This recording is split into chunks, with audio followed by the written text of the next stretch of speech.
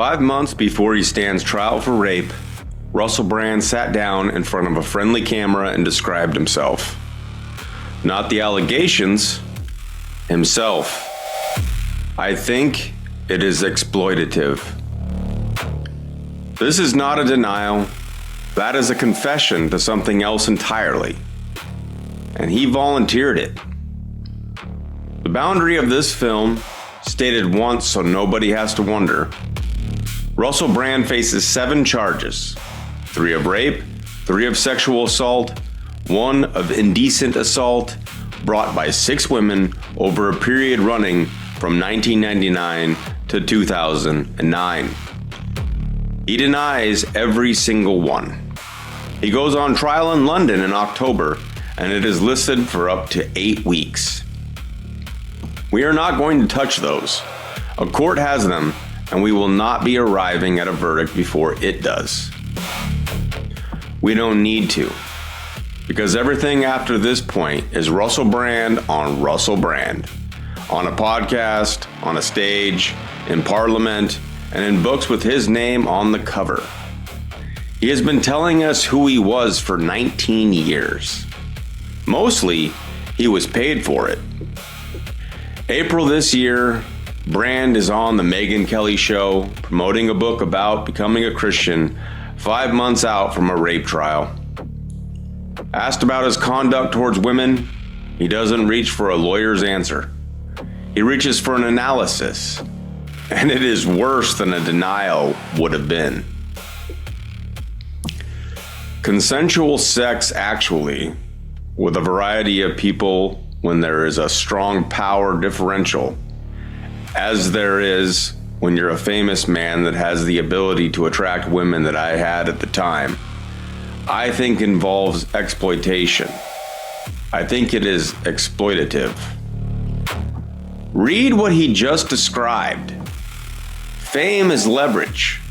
Women is the supply. And an awareness in his own mouth that the arrangement was never equal. Then he goes further. I recognize that my sexual conduct in the past was selfish, and I did not apply enough consideration, barely any, I suppose, really, to how that sex was affecting other people. Barely any consideration. That is not a man confessing to a bad night. That is a man describing a method he ran for years and the people it ran over. And then he says something nobody made him say. The age of consent is 16, and I did sleep with a 16-year-old when I was 30. Notice the order. The law first, the girl second. He led with the defense before anyone had accused him of anything. On a podcast, unprompted, 14 years after the fact. And then the line he wants you to leave with. I have, obviously through my conduct, hurt people. It's not criminal conduct. It's not right. Hurt people. Not criminal. Not right. He is asking you to hold all 3 at once. So let's. Because this is not the first time Russell Brand's conduct went out on air and somebody else picked up the bill. October 2008, Brand and Jonathan Ross record a BBC Radio 2 show. They phone the actor Andrew Sachs, 78 years old, for an interview. He doesn't answer, so they leave messages on his answering machine about Brand and Sachs's granddaughter. The BBC broadcast it. Now, count the casualties. Andrew Sachs, 78, the controller of Radio 2, Leslie Douglas, resigned, career over.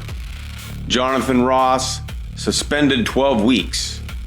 And on the 3rd of April 2009, Ofcom fined the BBC £150,000 paid out of the license fee. Brand resigned, went to Hollywood, married a pop star, and sold out arenas. The regulator's finding was about content Russell Brand made. The penalty landed on a broadcaster and a woman who ran a radio station. That is the pattern he described to Megyn Kelly 18 years later. He just described it in the past tense. October 2010, Los Angeles Airport. Brand is arrested for misdemeanor battery after shoving a photographer. Bail, $20,000. He was never prosecuted. His lawyers cut a deal with the LA city attorney and it went away. 18 months later, New Orleans. A photographer says Brand took his phone and threw it through a law firm's window. A warrant is issued. Brand surrenders. He pays for the window, and that goes away too. 6 weeks after that, he was giving evidence in Parliament. He was there to talk about addiction treatment, and much of what he said was serious. But one sentence is in the official transcript, and in 2026 it reads differently. Being arrested isn't a lesson. It is just an administrative blip. He said that to MPs about himself having been arrested on his own count 12 times. An administrative blip. That is what consequence had come to mean to a man for whom it had never once arrived. And here is the part that should end the argument about whether any of this is a stitch-up. None of it was dug up. He published it.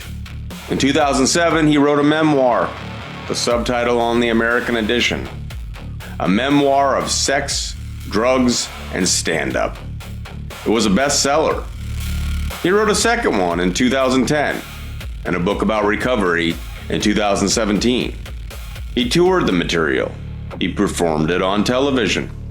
For 2 decades, Russell Brand's entire commercial identity was telling people what he had done, and being handed a microphone, a chat show, and an arena for it. The account did not begin in 2023 when journalists came looking. It began in 2007 when he sold it. So, Russell Brand denies 7 criminal charges and answers them in London in October. Nothing in this film says he's guilty of them, because nothing in this film is about them. What is on the record is this: a regulator's finding about content he made, paid for by somebody else. 2 arrests that evaporated.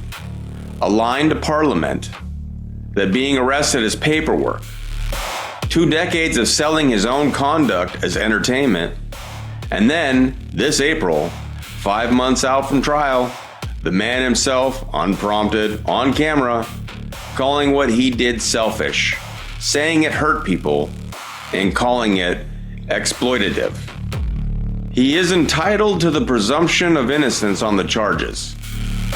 He has it here completely, but he isn't accused of the rest of it.